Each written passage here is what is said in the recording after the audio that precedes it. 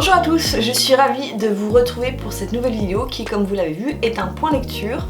Mes lectures de mes 2 dernières semaines, puisque la semaine dernière je n'ai pas pu vous tourner le point lecture le week-end dernier, j'étais au Quai du Polar. Et c'était vraiment très très bien. Je salue d'ailleurs tous ceux que j'ai vus lors du Quai du Polar qui sont venus me faire un petit coucou. C'était vraiment très sympa de vous rencontrer en vrai, de discuter avec vous. Merci beaucoup de votre soutien, ça fait toujours chaud au cœur. Et vraiment, les gens qui sont venus me voir sont des personnes vraiment très gentilles, bienveillantes. On a parlé littérature, on a parlé un peu de tout. J'aime bien en fait faire des rencontres comme ça, où souvent vous me laissez des petits commentaires. Moi je ne sais pas qui vous êtes derrière votre pseudo et en fait de voir en vrai ça fait vraiment chaud au cœur. Donc merci beaucoup à tous ceux qui sont venus me voir et qui sont venus me faire un petit coucou. C'était vraiment très très sympa de faire votre rencontre et de discuter tout simplement. Forcément qui dit Quai du Polar dit livre acheté, donc la prochaine vidéo pardon, ce sera un book haul assez conséquent, vous verrez. Mais en attendant, je vous parle de mes lectures. J'en ai 6, voilà, 6 lectures. Alors il y a les 2 dernières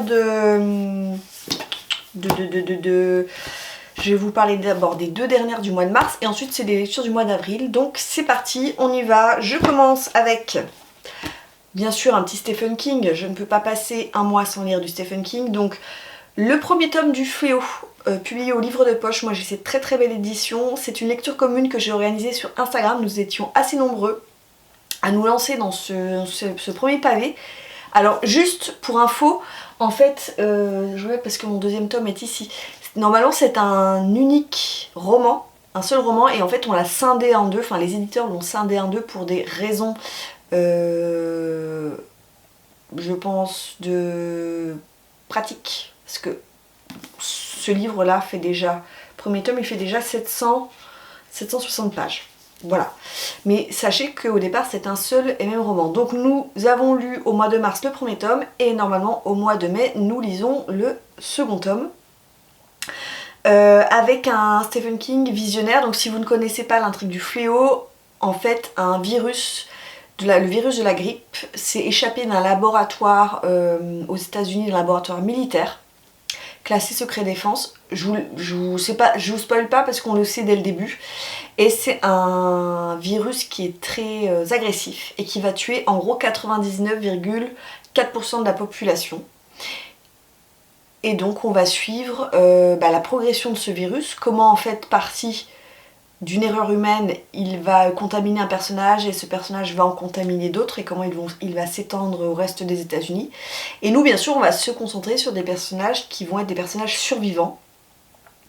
Donc on a notamment une fille, une jeune femme qui a 19 ans, qui va se retrouver complètement seule au monde. On va se retrouver avec un type qui fait de la musique qui est détestable et qui va petit à petit changer. Voilà, on va se retrouver avec des personnages comme ça. Et puis on va avoir aussi bien sûr des méchants, avec un grand méchant qu'on appelle l'homme noir, ce qui symbolise, j'imagine, la mort en fait. Et on va avoir ces 2 pôles qui vont se cristalliser. Et notamment il y a un personnage que j'aime beaucoup qui s'appelle, j'ai plus que son nom de famille, Andros. Ah, je sais plus son nom, j'ai oublié, je me rappelle plus son prénom, qui est un noir, un jeune noir, donc un jeune afro-américain. Il est sourd et muet et qui, a priori, il y a beaucoup de choses qui reposent sur ses épaules. Et j'ai beaucoup aimé ce personnage. Je sais de le retrouver mais je me souviens plus de son nom. Voilà, il va se passer plein de choses. Dans ce premier tome, on va suivre donc la progression de ce virus et puis comment les gens vont mourir et puis comment les gens qui vont rester seuls vont commencer à s'organiser puisque forcément, ils vont essayer de se regrouper. Ils sont guidés par un mystérieux rêve qu'ils semblent faire en commun. Voilà, je n'en dirai pas plus. Ce qui est intéressant, c'est ce que je vous disais en préambule, c'est que Stephen King est absolument visionnaire. C'est un bouquin qu'il a écrit dans les années 80, me semble-t-il. 78. En 78, et en fait, il y a beaucoup de scènes qui font écho à ce qu'on a pu connaître avec l'épidémie de Covid. même si c'est poussé à l'extrême chez Stephen King, il y a des choses, des espèces de flash où on se dit c'est incroyable qu'il ait pu, pas anticiper, parce qu'il n'a pas anticipé ça, mais imaginer comment une épidémie pourrait se répandre au niveau mondial et les dégâts qu'elle pourrait faire. C'est vraiment impressionnant. Alors il y a du manichéisme, hein. Il y a des très très gentils, des très très méchants, on pourrait lui reprocher, mais je trouve encore que Stephen King est un maître dans l'art de raconter, de partir de pas grand chose pour nous raconter la vie des personnages. Ça c'est sa patte, c'est ce qui fait son... Moi c'est ce que j'aime. C'est vrai on pourrait lui reprocher de passer beaucoup de temps à nous présenter ses personnages, mais c'est comme ça qu'il fonctionne. Lancez-vous dans le fléau, ça vaut vraiment le coup, et j'attends de lire ce tome 2 pour vous dire ce que j'ai pensé finalement de ce roman. Ensuite, pour finir le mois de mars, j'ai lu L'affaire Léon Sadorsky de Romain Slocombe aux éditions Point. C'est le livre que j'ai tiré au sort pour la nuit du hasard de Séverine, il est bien ce livre. Un roman historique, un polar historique que j'avais acheté au Quai du Polar, à Romain Slocombe, il y a quand même quelques années. Je dois avoir la date puisqu'il me l'avait dédicacé. Il ne l'a pas dédicacé. Si, 2023. Voilà, il était temps quand même que je sorte de ma pile à lire. Romain Slocombe que je suis allée voir du coup au Quai du Polar pour lui dire que je venais de lire son roman et on en a discuté. C'est quelqu'un de très gentil, très cultivé et adorable. Sachez que c'est le premier tome d'une saga consacrée donc au personnage de Léon Sadorsky, un personnage qui évolue sous l'occupation allemande à Paris en 1942. Il fait partie de la police et Léon Sadorsky c'est un salaud. C'est-à-dire que son job au sein de la police consiste à repérer les juifs et à les dénoncer à la Gestapo. Voilà, et ensuite la Gestapo arrête ces juifs et les déporte vers l'Allemagne dans des camps de concentration ou d'extermination. C'est un type qui est sans foi ni loi, qui s'en prend aux femmes, qui s'en prend aux juifs, qui s'en prend aux communistes, qui s'en prend aux maghrébins, voilà. Tout ce qui n'est pas mâle et blanc, il est prêt à monnayer son âme, à glisser des pots de vin aux nazis, à la Gestapo pour obtenir ce qu'il veut. Donc c'est vraiment un personnage infâme et j'ai trouvé ça très intéressant de la part de l'auteur de nous présenter un personnage qui n'est pas un héros, mais qu'on déteste dès le début. Alors comme je vous l'ai dit, c'est un premier tome, parce que dans ce premier tome, au début, notre Léon Sadorsky va être lui-même arrêté par la police et il va être envoyé dans une prison à Berlin. Et dans une espèce d'interrogatoire complètement kafkaïen, labyrinthique, auquel il ne comprend rien, auquel on ne comprend pas pourquoi est-ce qu'il est arrêté. Il va ressortir de cette prison, une prison infâme, horrible, et puis ensuite il va revenir à Paris et il va enquêter, il va essayer de se venger de ce que les Allemands lui ont fait subir, alors sans jamais trop se mouiller non plus, hein, et il va enquêter sur la disparition et le meurtre d'une jeune femme. Romain Slocombe, donc pour en avoir discuté avec lui, s'est inspiré, tout ce qu'il raconte, à part le personnage de Léon Sadorsky, est vrai. C'est-à-dire qu'il s'est vraiment appuyé sur des journaux, sur des archives historiques, sur des personnages qui ont véritablement existé, sur des retranscriptions d'interrogatoires. La première partie où le personnage est incarcéré dans une prison à Berlin, il s'est appuyé sur véritablement des notes historiques de quelqu'un qui a été incarcéré à Berlin et je vous assure c'est une horreur. Tout est vrai. De l'histoire racontée donc de cette occupation allemande à Paris, la manière dont les Parisiens vivent, les juifs, les femmes, tout est vrai, la violence qu'on fait subir aux femmes, qu'on fait subir aux juifs, je vous dis pas, vous en prenez plein votre tête, c'est horrible, parfois c'est jusqu'à presque l'écœurement, la manière dont le personnage va parler des juifs, va parler des femmes, c'est répugnant. Il emploie aussi des termes d'argot parisien, d'argot propre à la police, donc tout ça, ça nous immerge, pardon, excusez-moi, ça nous immerge vraiment dans cette atmosphère sous l'occupation allemande. C'était vraiment très très intéressant. Cependant, c'est une lecture quand même exigeante et ardue. Parfois, il faut quand même suivre, il faut être concentré. Hein. Vous n'allez pas lire ça comme vous liriez un Cozy Mystery, ça demande de la concentration, de l'attention, mais c'était vraiment très bien. Je pense que je continuerai cette saga. Alors c'est un premier tome, il est très, à mon sens, il est introductif. Hein. Parfois, on se perd un peu, notamment dans cet emprisonnement à Berlin. On pourrait penser qu'on s'y perd un peu. C'est assez introductif, mais c'est très intéressant et je trouve que c'est vraiment réaliste. Donc juste pour ça, lisez Romain Slocombe, et en plus il écrit extrêmement bien. On passe aux lectures du mois d'avril. Alors, je vais les faire... je vais pas les faire dans l'ordre. Je vais les faire comme ça vient. Je commence avec un roman contemporain historique, enfin plutôt historique, dont j'ai organisé une lecture commune. C'est Homesman de Glendon Swarthout. Je ne sais pas si ça se prononce comme ça, je ne pense pas. C'est aux éditions Gallmeister dans leur collection Totem.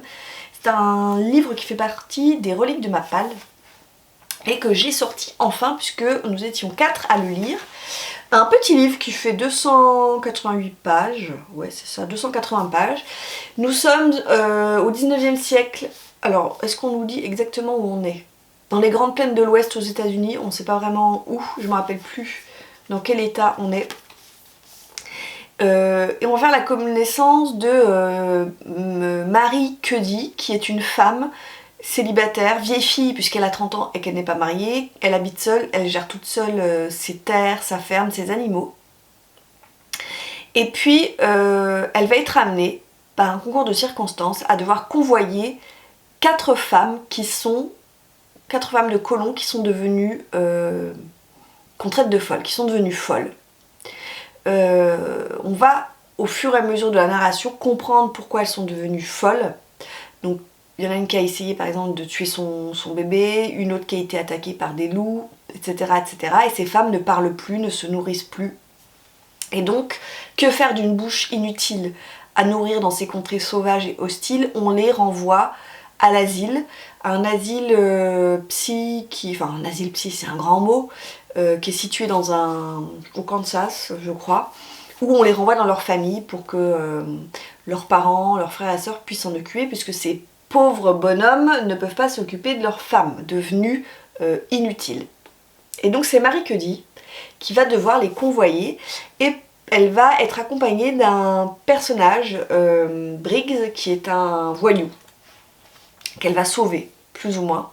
Et donc ils vont faire la route à travers l'Ouest pour rapatrier ces jeunes femmes. Et on va apprendre à faire leur connaissance, on va apprendre à faire la connaissance de ces femmes, les raisons pour lesquelles elles sont devenues folles. Et Marie Cuddy et Briggs vont devoir bien affronter des dangers sous forme d'indiens, de tempêtes de sable, etc., etc. On est vraiment dans un univers hostile, hostile à l'homme, hostile à la femme, avec un personnage de Briggs que j'ai beaucoup aimé, qui est un voyou patenté, un voleur, tout ce que vous voulez, mais on ne peut que s'attacher à lui. Et puis finalement, entre Marie Cuddy et Briggs va se nouer une espèce d'amitié, d'admiration. C'était assez intéressant. Alors c'est un livre qui est finalement assez court, moins de 300 pages, donc je pense, on a convenu avec les copains avec lesquels on a lu ce bouquin, que parfois ça manque un peu d'approfondissement, mais parce qu'on est sur un livre qui est finalement très court, mais c'est efficace. Et la première scène de ce livre, c'est une scène d'accouchement, mais j'étais pas prête en fait. J'ai lu 20 pages, j'ai fait ok, d'accord, ça va parler de ça. C'est hyper rude, c'est pas violent, hein, mais alors c'est la vie dans l'Ouest au 19e siècle. Moi je suis pas prête à signer, à y retourner quoi. Ça devait être terrible, les accouchements, la vie, c'était, enfin le froid, les loups, les bêtes sauvages, les attaques des Indiens, enfin tout ce que vous voulez, les maladies. On se dit quand même que l'être humain a survécu à des choses quand même terribles.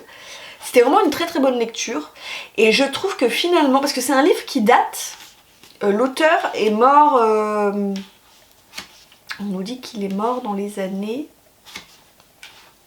je sais plus, je me souviens plus, mais en gros l'auteur, ah voilà, il est mort en 1992, et c'est un livre qui a été publié en 1988. Et je trouve que c'est très moderne en fait. Je trouve la manière qu'il a d'écrire est assez moderne, donc c'était très intéressant à découvrir. Il a écrit d'autres livres, cet auteur. Il a écrit Bénis soient les enfants et les bêtes et Le Tireur. Moi, je ne sais pas si je le lirai. Et 11h14, pardon. Je ne sais pas si je lirai cet auteur, mais c'est... je m'attendais pas à une écriture aussi fluide et une écriture aussi moderne. Donc c'était vraiment très très intéressant. Et je suis très contente de l'avoir sorti enfin de ma pile à lire.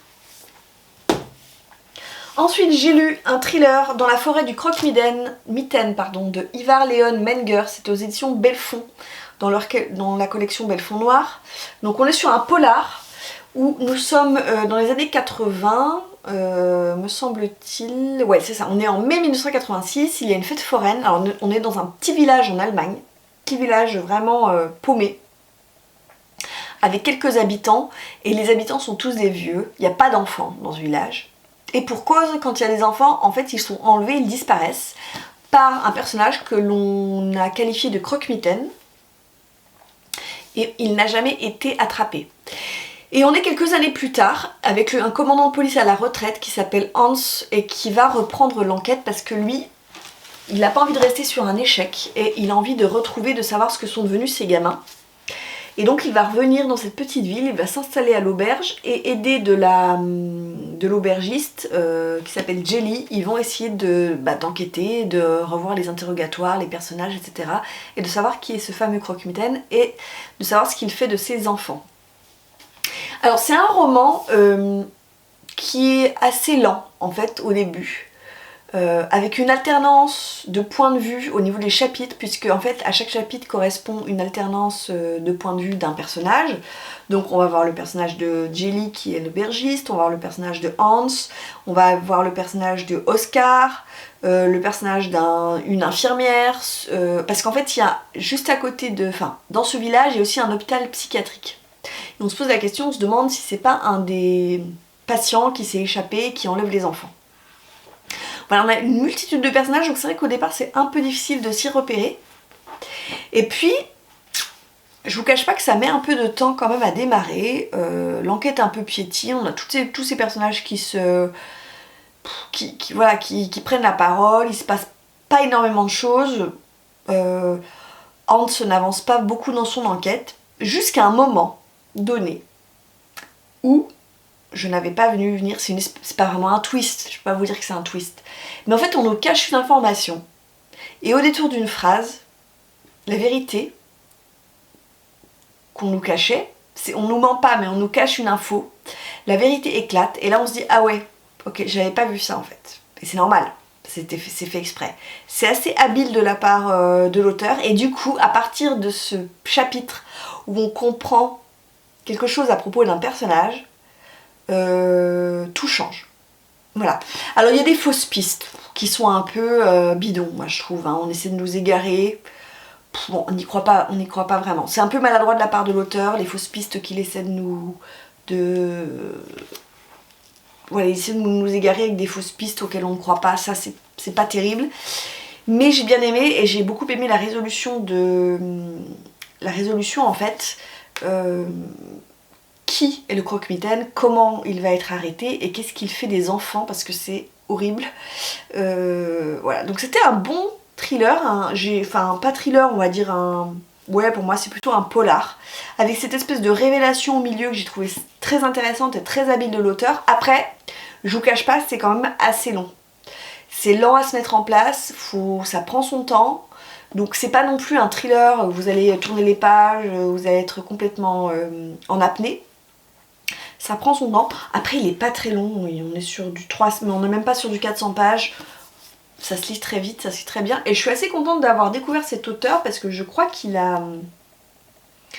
Voilà, on nous dit qu'il compte parmi les grandes voix du thriller psychologique. Voilà, c'était intéressant. Il y a juste une chose que je n'ai pas retrouvée. On nous dit que ça se passe en 86, donc juste après l'explosion de la centrale de Tchernobyl. Et on nous laisse un peu penser dans la 4e de couverture qu'il va être question de Tchernobyl. Oubliez Tchernobyl, on n'en parle pas du tout. Voilà, c'est très diffus. C'est le seul truc qui m'a peut-être un peu déçue dans ce bouquin. J'aurais peut-être voulu qu'on parle plus de cette catastrophe et des conséquences que ça a eu pour ces personnages. Mais c'était une bonne lecture.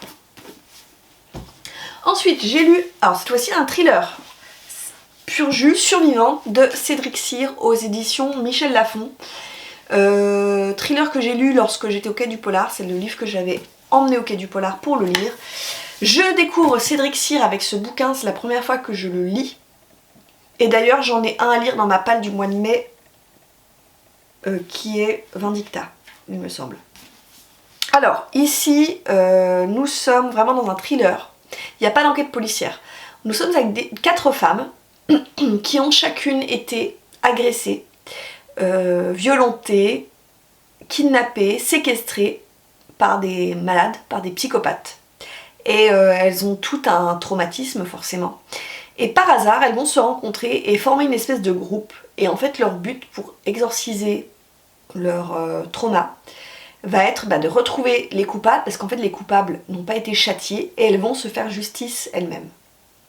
Et donc elles vont faire des expéditions punitives pour tour à tour châtier leurs bourreaux. Sauf que elles vont vite se rendre compte qu'au bout d'un moment, elles vont elles-mêmes être rattrapées par leur passé et qu'on va on essaie de chasseuses, elles deviennent des proies. Elles vont être traquées, on ne sait pas vraiment par qui, elles ne savent pas vraiment par qui au départ. En tout cas, on essaie de leur faire peur, de les intimider et elles deviennent des proies, encore les proies d'hommes qui sont complètement fous. C'est très efficace parce qu'on alterne les chapitres avec ces 4 personnages. C'est violent. C'est pas de la... Oui, c'est violent, je vais pas vous dire, ils chantent pas des berceuses et ils dansent pas des slows. Oui, c'est quand même violent, c'est sanglant, mais c'est pas crade. Voilà, moi j'aime pas quand on est dans la surenchère, le sale pour le sale, ça ne m'intéresse pas, on n'est pas dans l'horreur.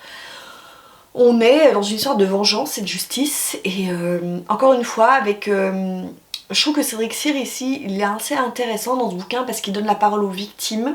Ces victimes qui souvent ne sont pas prises en compte, alors de plus en plus quand même, je vais pas jeter la pierre sur l'accueil des victimes par la police, etc. ou par la gendarmerie, mais elles se décrivent comme étant des victimes, on n'a pas le temps de les recevoir, ou on minimise les faits. Je sais qu'il y a un gros travail qui est fait là-dessus de la part des professionnels maintenant, où la parole de la victime est de plus en plus entendue et recueillie. Et les lenteurs de la justice, en fait, où on ne trouve pas les coupables, ou alors ils ressortent avec une peine qui n'en est pas une. Voilà, c'est très intéressant de ce côté-là. Et ensuite, alors c'est dommage qu'il était au Quai du Polar, j'ai pas eu le temps j'aurais bien voulu en discuter avec lui.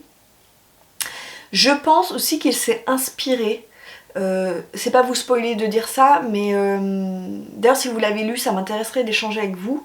Je pense que il s'est inspiré aussi des dérives masculinistes, ce qu'on appelle les mascus, c'est-à-dire des hommes qui se sentent remis en cause dans leur masculinité et qui voient la libération de la parole des femmes comme un danger et qui s'affirment comme des super hommes, des mâles alpha, etc. Je pense qu'il y a un peu de ça dans ce bouquin.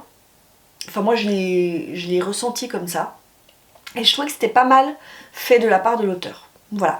Donc le bouquin, ça va être, on va dire la première moitié du roman, la vengeance de ces femmes vis-à-vis de leur bourreau. Et puis ensuite, ces femmes vont elles-mêmes se retrouver traquées par une étrange organisation, on ne sait pas vraiment pourquoi. On n'a pas vraiment la réponse d'ailleurs, avec une scène finale qui n'apporte pas toutes les réponses. Voilà, j'ai bien aimé la plume de Cédric Cyr, c'est efficace, c'est rythmé, ça fait un très très bon thriller. Et le dernier roman que je vous propose de découvrir avec moi, c'est un énorme coup de cœur. Ça faisait très longtemps que je n'avais pas lu un livre comme celui-ci, vous me voyez venir. Si vous me suivez sur Insta, je l'ai trouvé incroyable. C'est un livre vraiment que je vais garder précieusement et que je relirai peut-être. C'est le roman de Chris Whittaker, Toutes les nuances de la nuit. C'est publié aux éditions Sonatine. Qu'est-ce que c'était bien. Alors vous voyez la pavasse, il fait plus de 800 pages. Je crois que je l'ai lu en 4 jours. Tellement c'était merveilleux, tellement c'était beau. On n'est pas dans du polar, on n'est pas dans du thriller, on est dans du roman... Il y a un peu de tout ça, mais on est dans du roman noir, on est dans du roman contemporain. Alors nous sommes aux États-Unis en 1975 dans le Missouri, dans une toute petite ville, et on fait la connaissance de Patch, qui est un gamin qui est borgne, je crois que c'est de naissance, me semble-t-il. Il a une espèce de bandeau, sa mère lui fait mettre un bandeau comme un bandeau de pirate, il se prend pour un pirate. Il est passionné d'ailleurs par les pirates, il connaît plein de choses. Et il va se lier d'amitié avec une gamine qui s'appelle Saint, qui elle n'a plus de parents et qui est élevée par sa grand-mère. Patch lui il est élevé par une mère qui est alcoolique, qui est complètement dysfonctionnelle. Donc ces deux enfants finalement vont bien s'accorder parce que ils sont élevés dans des familles un peu atypiques. Ils aiment la nature, ils aiment les animaux, ils se retrouvent autour de choses très simples. Ils vont se forger une amitié vraiment indéfectible. Jusqu'au jour où Patch va voler au secours d'une jeune femme qui se fait agresser dans une forêt. Cette jeune femme était sur le point de se faire enlever. Et c'est Patch en fait qui va se faire enlever à la place de cette jeune fille, qui s'appelle Misty. Et on va suivre Saint, qui va remuer ciel et terre pour retrouver Patch, parce qu'elle est sûre qu'il est encore en vie.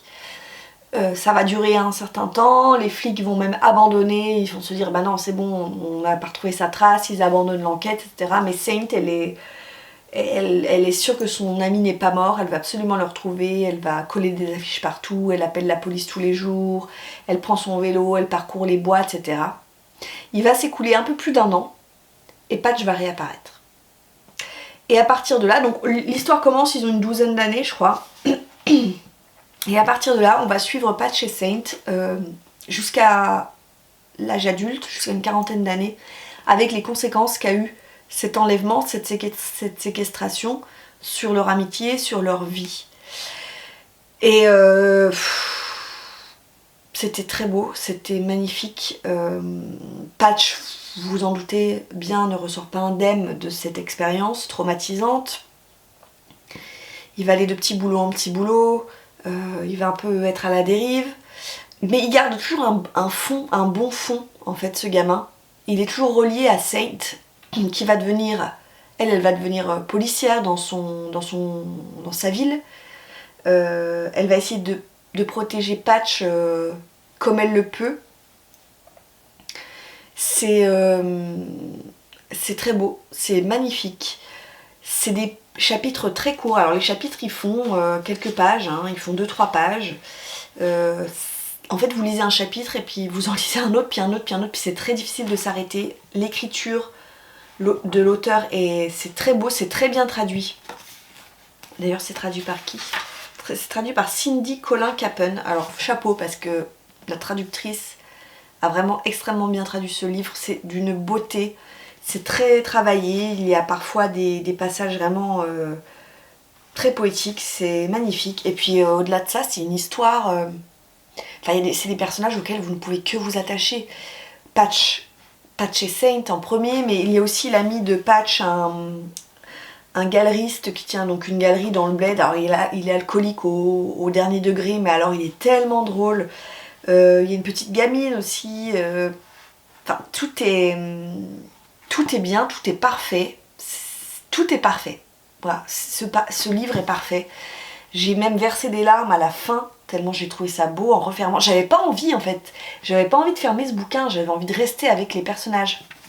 Alors, il n'y a que le début, que j'ai trouvé un petit peu long au début, parce que c'est vraiment la naissance de l'amitié entre Saint et Patch. Et au début, je me suis dit, oh là là, si c'est ça tout le long, je vais m'ennuyer. Et en fait, bon... Non, très très vite, Chris Whittaker nous met au cœur de l'action. Il y a des révélations. Voilà, on se prend ça dans la tête. On se dit, ah ouais, en fait, non, ça c'était pas du tout ce qu'on pensait. C'est vraiment très très bien. Lisez. Alors c'est un budget, hein, il coûte 25,90 €, mais je vous assure que vous ne perdrez pas votre argent en lisant ce bouquin.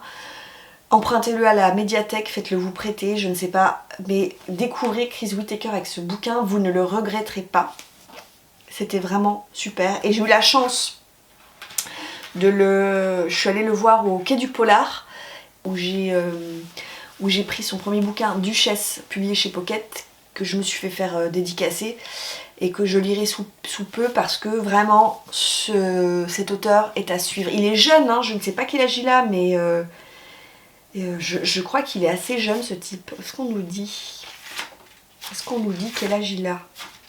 On ne nous dit pas. Bon bref, c'est pas grave. Ah si, il est né à Londres, il est anglais. Je pensais qu'il était... J'étais persuadée qu'il était américain, mais pas du tout. Oui, c'est ça. À suivre. Un auteur vraiment à suivre et dont je vous reparlerai bientôt. Et je lui ai demandé, il est en train d'écrire son 3e livre. Voilà. Mais ça, c'est vraiment, j'ose le dire, un chef-d'œuvre. C'était magnifique de A à Z. Voilà, c'en est tout pour ce point lecture qui est assez conséquent quand même. La prochaine vidéo que je vous ferai, donc je vous en ai parlé au début, ce sera un book haul parce que j'ai quand même beaucoup de choses qui sont arrivées dans ma bibliothèque. N'hésitez pas à me laisser un petit message, un petit commentaire pour me dire si vous avez lu ces livres, si vous les avez aimés ou pas, ou si vous envisagez de les lire suite à mes chroniques. Dites-moi aussi ce que vous êtes en train de lire. Pour ma part, je cherche parce qu'il est là, mais je vais pas me lever pour aller chercher. Je suis en train de lire le dernier King qui est un recueil de nouvelles plus noir que noir. Je me régale avec. Je vous le chroniquerai la prochaine fois, c'est vraiment super. Voilà, mais je m'arrête là pour cette vidéo. Je vous souhaite de très belles lectures à venir et je vous dis à très vite. Ciao!